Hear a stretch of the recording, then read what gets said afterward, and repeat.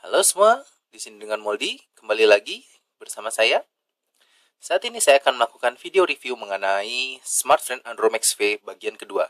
Pada bagian kedua ini kita akan membahas masalah browsing dan user interface. Sebelumnya saya mohon maaf karena saya cukup lama tidak aktif di YouTube ini karena saya sedang melakukan sesuatu hal yang sangat penting dan tidak bisa ditinggalkan. Hal apa itu nanti akan saya posting pada bagian akhir video ini.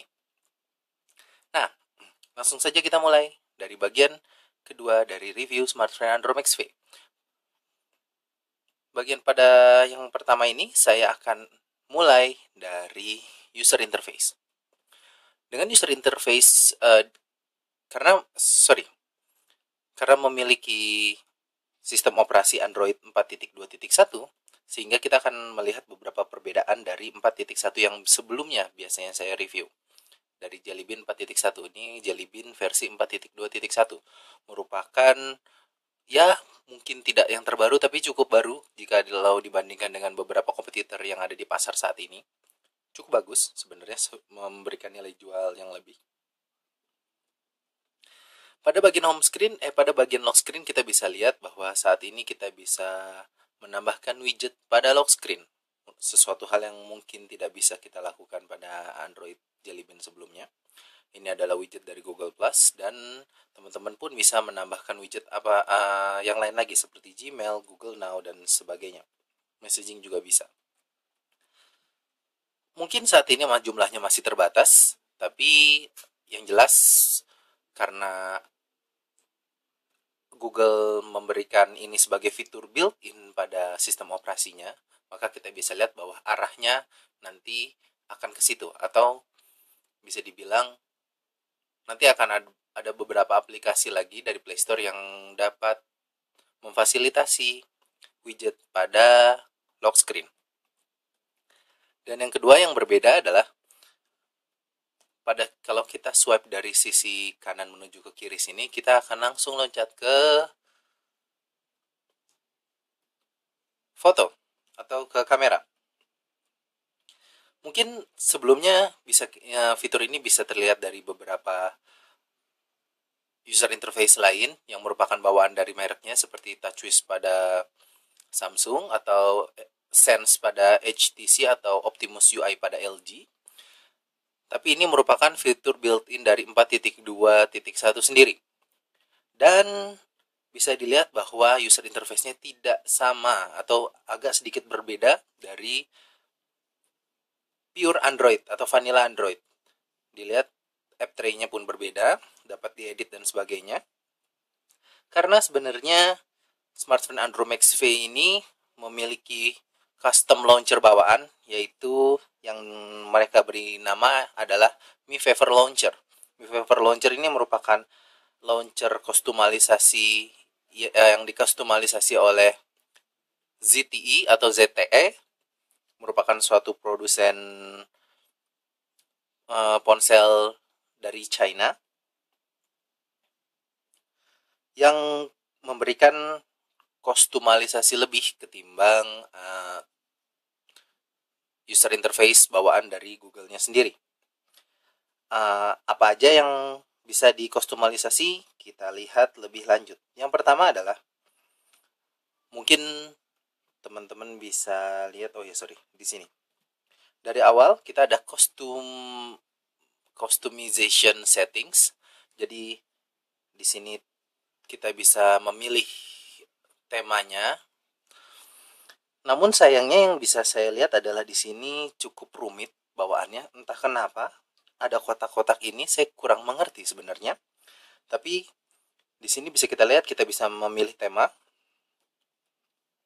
Ada 4 tema bawaan. Default theme car, dan tea time, dan yang sebelumnya saya pakai itu apa nih? Theme comes. Kita mulai lanjut aja ke default dulu. Ketika kita memilih default dan kita use, maka yang terjadi adalah seluruh wallpaper, kemudian widgetnya, tulisannya, fontnya, dan yang lainnya itu berubah. Bawaan app tray-nya pun sekarang menjadi berwarna putih. Ya, sebelumnya saya mohon maaf jika ada gangguan seperti suara ya. Oke. Bentuk widgetnya pun berbeda dan sebagainya. Dan jika kita ubah yang lain, ada tema lain ya, seperti theme car. Jadi akan berwarna hitam dan merah. Ya. Atau yang terakhir, kita punya tea time. Waktu minum teh. Mungkin teman-teman wanita cukup suka dengan warna ini. Warna biru muda, sangat cerah. Oke. Itu tema yang bisa kita ubah-ubah sendiri dari user interface ini. Hal lain yang bisa kita lakukan adalah pada home screen sini kita juga bisa mengatur animasinya seperti smooth, random, scale, flip. Misalnya kita coba flip, maka akan terflip seperti ini. Atau yang lain, kita lakukan rotasi, akan melakukan rotasi seperti kipas kincir seperti ini. Merupakan suatu fitur yang mungkin terbilang ya cukup unik, tapi mungkin sudah ada pada launcher yang lain atau launcher dari pihak ketiga, tapi mendapatkan opsi di sini merupakan suatu hal yang baik. Hal yang lain juga yang bisa kita ada screen edit yang sebelumnya sudah saya tunjukkan. Kemudian wallpaper, widgets, dan yang lainnya. Ini saya tidak tahu ini apa. Karena hanya tertulis S saja. Ya sudah, kita biarkan begitu saja. Dan ini pun user interface ini, Mi Favor ini, memberikan kita sebanyak maksimal 9 halaman pada launcher. Tapi saya hanya menggunakan 3 saja. Tapi tergantung pemakaian teman-teman. Dan sorry, kita pun bisa memilih apa yang menjadi home screen kita. Yang ketika kita memencet tombol home, yang langsung menuju ke halaman yang teman-teman suka atau teman-teman ingini. Oke. Kemudian kita masuk ke application tray. Nah, di application tray ini kita bisa melakukan edit di sini. Kita bisa mensort by alphabetic, manual, time, top hit, atau alphabetic, sorry. Jadi bisa teman-teman atur secara manual. Misal teman-teman, salah. Cara mengubahnya adalah dengan menekan tombol edit ini. Kemudian kita bisa ingin menaruh email sebelah sini dan seperti ini misalnya. Ya, teman-teman bisa melakukan hal itu. Dan atau membentuk folder di dalam application tray untuk membuat move here to add new folder. Oke. Ya, untuk membuat sebuah folder baru jadi lebih tertata rapi. Misalnya ya. Oke. Selanjutnya kita edit. Nah, jadi kita keluar dari foldernya itu sendiri. Atau ada beberapa aplikasi yang teman-teman tidak suka yang merupakan bloatware atau aplikasi bawaan yang tidak kita minta tapi diinstal di sini dan tidak bisa di uninstall. Bisa kita hide. Dengan cara memilih beberapa, misalnya kita ingin menghilangkan MiPop atau yang lainnya dan maka MiPop tidak akan ada lagi di sini. Tapi kalau misalnya kita klik hide-nya, nah loh MiPop-nya di mana? Oh, di sini dia. Oke. Dan nah, maka MiPop itu akan ada lagi, atau aplikasi yang sebelumnya teman-teman hilangkan akan ada lagi. Atau by time atau waktu yang biasa Anda gunakan, maksudnya aplikasi terakhir yang Anda gunakan atau aplikasi yang paling sering Anda gunakan, yaitu Top Hit dan Alphabetic. yaitu mengurut secara alfabetis. Dan pada menu ini juga teman-teman dapat melakukan uninstall secara cepat, tinggal menekan tombol paling atas dari X ini dan akan diberikan pertanyaan apakah kita ingin melakukan uninstall dari aplikasi ini. Oke. Ada beberapa kustomisasi bawaan yang ternyata mungkin cukup berguna bagi saya secara pribadi, sehingga cukup membantu. Di antara yang baik tentunya ada yang buruk. Yang pertama adalah Andromax V memberikan atau memiliki keyboard bawaan yaitu touchpad keyboard yang pada akhirnya tidak pernah saya gunakan karena cukup complicated menurut saya, dan sehingga saya lebih suka menggunakan bawaan dari Google-nya. Tapi tentunya bisa teman-teman lihat di sini. Maaf, baby. Nah, di sini teman-teman bisa memilih apakah menggunakan Android keyboard atau AOSP, Android Open Source Project, atau touchpad keyboard. Kita bisa lihat dulu.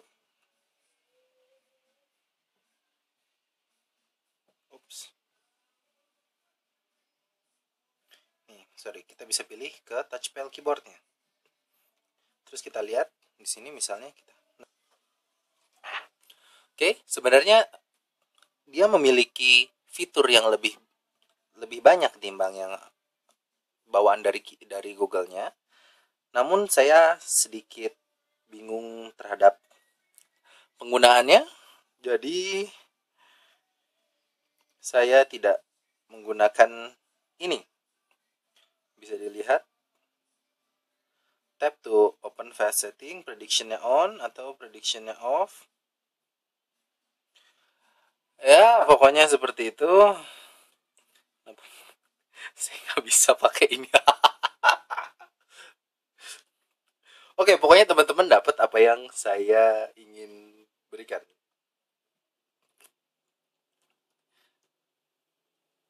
Oke. Kita lanjut ke aplikasi yang sudah tertanam pada smartphone Andromax V ini. Yang salah satunya adalah yang ingin saya share adalah MiPop. Sebenarnya apa sih guna MiPop ini? MiPop ini adalah seperti yang biasa mungkin teman-teman pernah melihat pada Apple iPhone 5 atau yang lain, yang dia membuat sebuah tombol virtual yang dapat dipindah-pindah untuk meminimalisir penggunaan tombol kapasitif di bawah sini, seperti back jadi di sini. Dan ini tidak hanya back, bisa kita lihat di sini ada home, recent apps, dan menu. Jadi ketika teman-teman misalnya berada di suatu aplikasi dan ingin kembali ke rumah atau ke home, pencet home sini saja. Seperti itu. Menurut saya ini merupakan suatu hal yang cukup unik. Tapi apakah akan digunakan atau tidak, mungkin tergantung preferensi pada teman-teman sendiri. Oke. Selain MiPop, hal yang baru yang bisa kita lihat adalah di sini ada Bluetooth Proximity. Sebenarnya pada awalnya saya tidak mengerti apa gunanya ini. Namun ternyata setelah melakukan beberapa research atau saya cari-cari informasi mengenai ini, Bluetooth Proximity adalah merupakan sebuah fitur yang mungkin baru nge-boom pada tahun ini, yaitu pada CES atau Consumer Electronic Show 2013, yaitu jadi dia membutuhkan device lain untuk bekerja. Sebagai contoh, yang saya lihat adalah gantungan kunci yang memiliki konektivitas Bluetooth. Mungkin teman-teman yang memiliki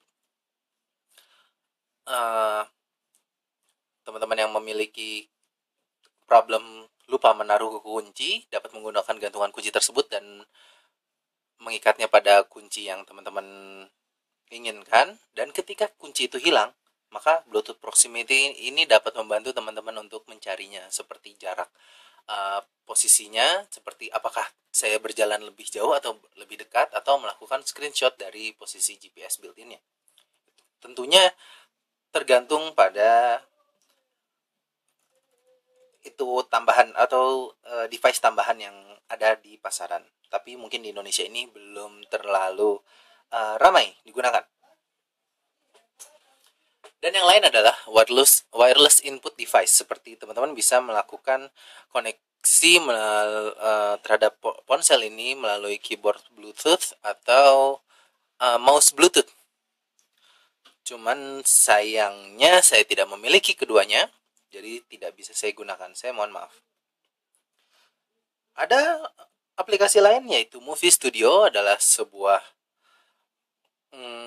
aplikasi untuk membuat sebuah video atau mengedit video dari ponsel sendiri. Kita dapat menambahkan foto atau video di sini. Nah, mungkin teman-teman bisa lihat ya, video ini juga bergerak. Jadi di galeri salah satu keunggulannya adalah dia memberikan preview sebentar pada video tersebut, sehingga terlihat hidup. Oke, bisa dilihat di sini kita ya dapat mengedit video, atau kita langsung melakukan play di sini. Dapat memberikan efek-efek yang lain seperti ya sepia, gradien, negatif. Memang tidak terlalu banyak, cuman ya aplikasi ini ada di sini ketika teman-teman membutuhkannya. Dan bisa dilihat saat ini dia tidak begitu merespon sentuhan dari saya. Oke. Nah, tidak tambahan aja, tidak meresponnya tadi yang teman-teman yang barusan aja lihat itu ternyata disebut dengan grounding, atau bisa dibilang karena ini adalah kapasitif, layar kapasitif, dia membutuhkan konduktivitas terhadap sentuhan yang ada. Jadi ketika konduktivitas kita kurang, mereka tidak akan merespon. Seperti contohnya pada misalnya logam atau yang lain. Jadi ini sebenarnya bukan suatu cacat produk atau apapun, tapi tangan manusia memiliki konduktivitas yang berbeda, dan mungkin tangan saya termasuk tergolong kecil sehingga saya harus memegangnya seperti ini, sehingga memberikan konduktivitas yang lebih. Karena kalau misalnya kita taruh di bawah, maka konduktivitas itu akan berkurang. Saya tidak begitu mengerti sebenarnya, ini saya hanya baca dan saya sampaikan kepada teman-teman. Jadi kalau ingin lebih ngerti ya baca sendiri.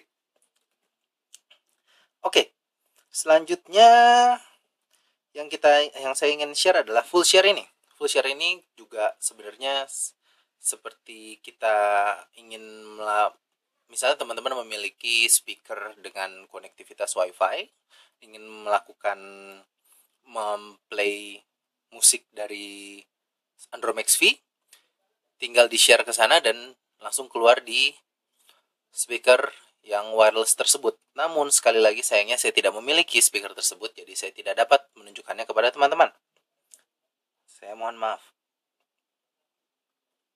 Oke, itulah beberapa aplikasi yang ingin saya sampaikan kepada teman-teman. Yang lainnya mungkin tergolong biasa saja atau biasa kita temukan pada ponsel lain. Dan di sini uniknya adalah ada software update.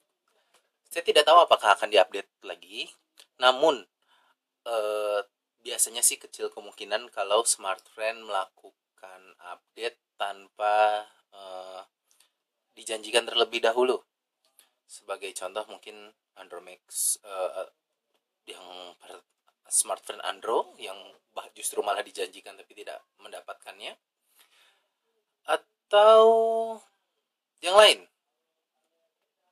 Kalau misalnya Andromax U dijanjikan Jelly Bean, maka dia akan mendapatkannya. Tapi untuk yang lain-lain seperti mungkin SmartFriend Andromax biasa juga tidak mendapatkan update Jelly Bean karena memang tidak dijanjikan.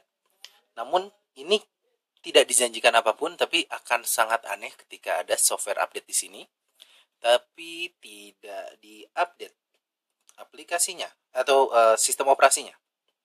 Oke, lanjut ke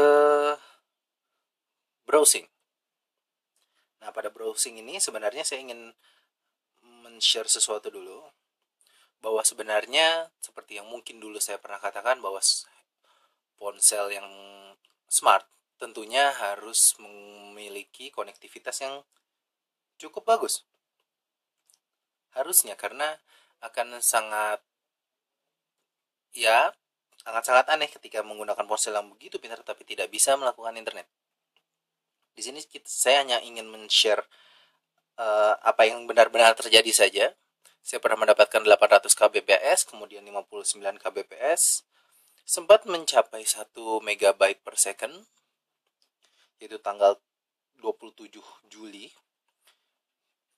Tapi juga pernah mendapat 25. Intinya sih yang ingin saya sampaikan adalah untuk di tempat saya, smartphone itu mungkin kadang cepat, kadang tidak, tergantung tempat, tergantung waktu, dan tergantung nasib.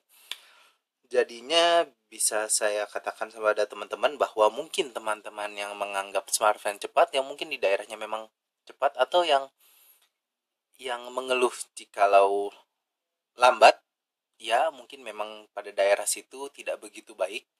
Semuanya tergantung pada kondisi tertentu.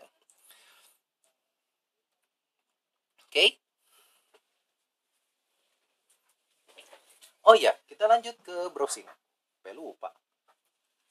Oh tidak, kita akan mulai melakukan browsing ke website apa yang akan kita tuju. Tunggu sebentar ya, saya mikir dulu. Oke, kita menuju ke kompas.com. Bukan sponsor, tapi kita akan melihat berita terkini pada saat ini. Saya sedang menggunakan WiFi karena kebetulan smartphone saya sudah habis masa berlakunya karena saya tidak menggunakan ponsel ini dalam waktu yang lama.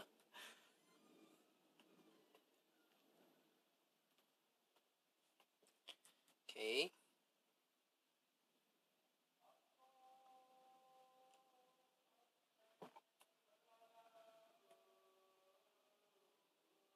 Bisa dilihat di sini bahwa performa browsing sebenarnya tidak terlalu masalah. Ini hanya masalah konektivitas saja. Saya tidak memiliki masalah berarti pada sini. Mungkin terkadang ada checkerboard pada gambar atau gambar tertentu yang terlalu berat. Namun secara garis besar hampir tidak ada masalah ketika melakukan pinch to zoom atau apapun. Ini merupakan browser dari Chrome. Entah mengapa pada browser bawaannya justru saya merasakan hal yang lebih baik. Terasa lebih cepat dan lebih smooth, walaupun fiturnya yaitu seperti Google Synchronize atau Google Sign In pada Chrome tidak terdapat di sini.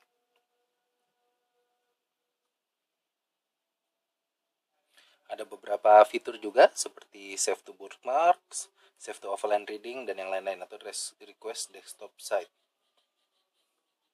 Oke, kita ingin mencoba membuka smartphone, tapi cukup lama di sini dibukanya.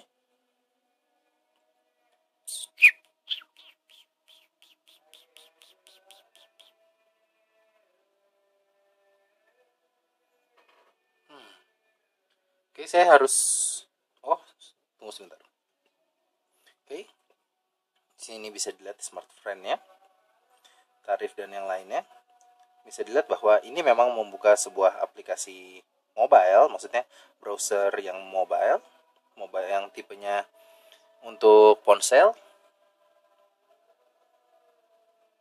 Namun bisa dilihat bahwa tidak terlalu ada masalah pada sisi browsing. Nah, ini yang sebelumnya saya katakan seperti checkboard seperti itu. Oke. Tapi secara keseluruhan tidak ada masalah pada browsing. Oke, sekian saja bagian kedua. Saya mohon maaf sekali lagi. Dan kita bertemu pada review bagian ketiga. Terima kasih.